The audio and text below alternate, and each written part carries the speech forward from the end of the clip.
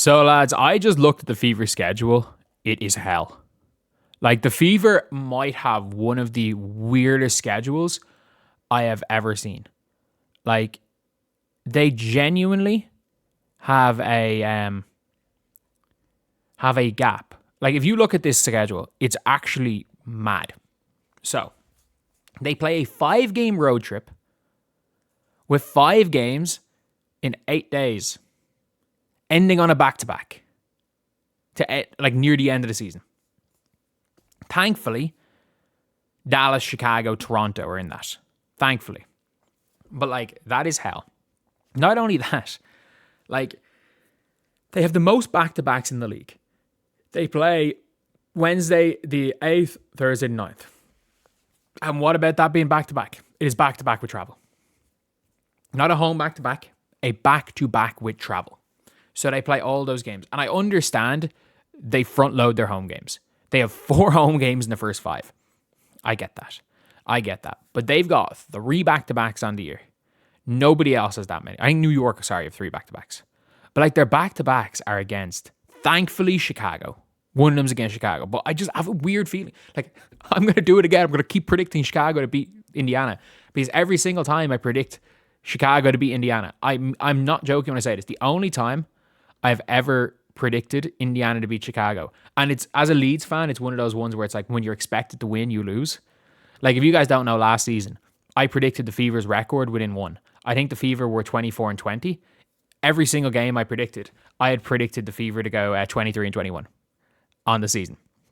And I predicted, I think it was 38 of the games wrong. Like, it's like nearly statistically impossible to be as bad at predicting as I was. I predicted 10 games wrong in a row. Like, because the Fever just kept losing to bottom feeders and beating the best teams in the league. It was the weirdest shit ever. Like, they go out and lose to fucking Connecticut and then, or be in a dogfight with Connecticut and then go and beat Vegas by 30. It was mad shit. Like, what the Fever were doing last year. It was just power of friendship. They were winning. I don't know. They just played their asses off. And they just caught teams. When teams weren't fully locked in, they caught them last year. That was the big thing with the Fever, is that they caught teams when they thought, anytime a team thought they had beaten the Fever before going out, the Fever beat them. But if you look at this schedule again, so right here, from June the 4th to June the 24th, they play 10 games. They play 10 games from the 4th to the 24th. Not only, like, at least some of them are home. But like, and at least the big positive is that they're on the East Coast for all those games. But they play 10 games in 20 days. And then over the next 2 weeks, they play 2 games. They play 2 games between the 24th to the 8th of July. They play the Sparks and they play Vegas. They literally, and this is an All-Star weekend. I was like, when is All-Star weekend? This is really weird. They literally play. And is there something on? Like, I need to check if this, so I just need to just check the schedule of a different team to see, are there any games being played at this time? Yes, there are. Are there? Yeah. Well, you've got Chicago playing on the 28th. Is there a break? There might be like a mid-season break or something. I don't know. Like, I'm trying to look through to see, does anyone play on like the 29th of June? Does anyone play on the 29th of June? Like, that is for me, that's kind of a big thing. It's like, if you're playing on the 29th of June, like, the Lynx announced their full schedule, but didn't announce their full schedule. The Sparks, September 17th. Where is July? They play on the 6th of July, June, the 27th. Yeah, sorry, they play the 27th. So yeah, they just have a week off for no reason. They literally just have 7 days off for no reason at all. Do they? Oh no, there must be something, because I'm looking, the Sparks have a week off as well. The Sparks have a week off in the middle of June. Why is there a week off in the middle of June? Is it like World Cup qualifiers or something? Because it does appear that there is a week off in the middle of June. Or say in the middle of, or say end of June, start of July. Yeah, from the 28th to the, 3rd to the 7th. They've only like the Sky get like 4 days off. Maybe there's a 3 or 4 day break where they just kind of Fever got screwed. But like they play 10 games in 20 days and have a week off. Like surely they could have done something to split these up. Surely they could have done something to split all of this up, if we're being honest. And I mean it when I say it. Like the Fever's schedule is grim. And then when you end the season on Minnesota, like I will say this, people are like, oh, we end the season on Minnesota. Ending the season on Minnesota absolutely could be ideal. It could be completely ideal because we saw last year, Minnesota just benched their team against Fever. The Minnesota Lynx played the Fever and they benched their team. And then the last game of the season, they played the Valks, who, if I'm not mistaken, when they played the Valks, it was like, I think they guaranteed themselves the first seed, but they didn't need to beat the Valks. But they played the Valks in the playoffs and wanted to beat them. So that being said, like you've now got a situation where you've got a team in the Minnesota Lynx who could be like done. You want to play a team late in the season that's either out of the playoffs or already set in their seeds, which could be the case. I don't mind a spell of 3 of Chicago, Connecticut, Toronto, even though Connecticut are going to be good. I just cannot stress this enough. Connecticut are going to be good.